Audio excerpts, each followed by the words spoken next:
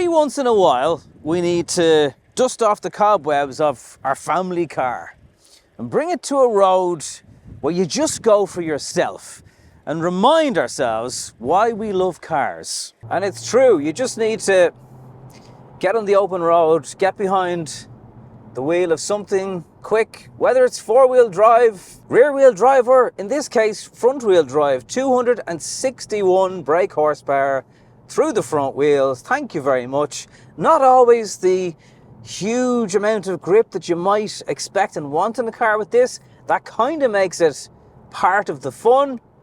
You do get wheel spin, you get wheel hop if you really try. That will remind you of the good old days when you were paying 3,000 and 4,000 euro for car insurance. You had no idea what life had ahead, but you had a fast car underneath you. And that's all that mattered.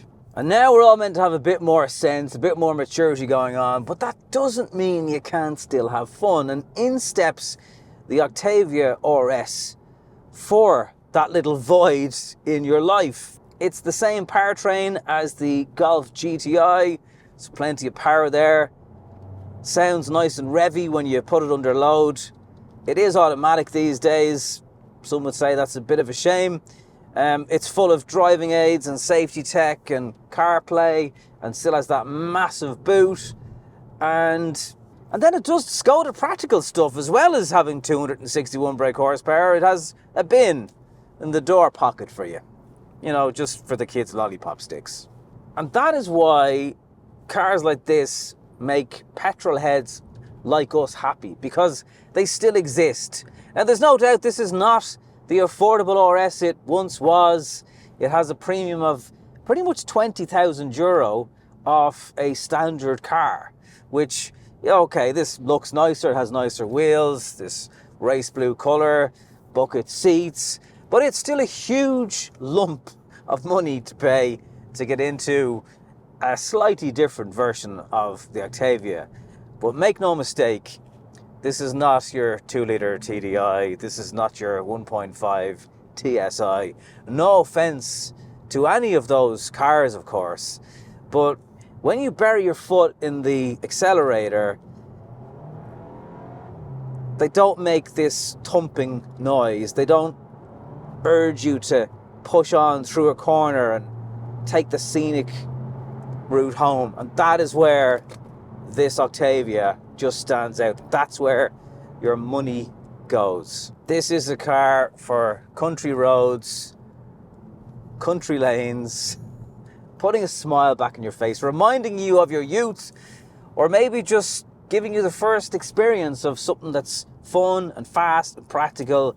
This does it all. It is a bit of a thirsty bugger. You're talking 11 litres per 100 kilometres. I haven't been holding back, but then again, I feel like the Golf GTI actually had slightly better fuel economy. One thing the Golf GTI doesn't have is a 600 litre boot that will do all the weekend chores that a middle-aged man needs to do. Because let's face it, it's mainly middle-aged guys that are going to be able to, one, afford one of these, and two, probably lust after it a little bit more than most. If you're feeling extra brave, a Mamba green combi is the one to get. It's really bright. Everyone will know where you've been, but it looks so good. If you do truly still lust after that manual gearbox, there is paddles that you can use to change gear.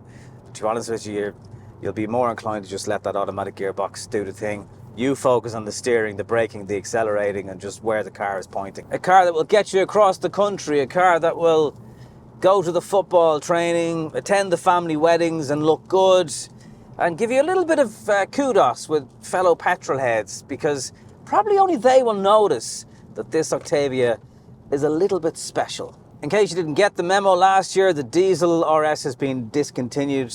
Thankfully, the petrol one is still surviving. It's sometimes lacking the dramatics of equivalent hatches or hot hatch saloons. The pops and bangs aren't as pronounced, but maybe that's because it's meant to be a slightly more grown-up car for slightly more grown-up people. Who knows? But as long as the Octavia RS is in the world, I think it's a better place for it. If you still lust after a Golf GTI all these years, hopefully you got one out of your system, but if it's just too late, this is the next best thing because it will do everything you need it to do and still drive like one. Hope you've enjoyed today's video. See you on the next one.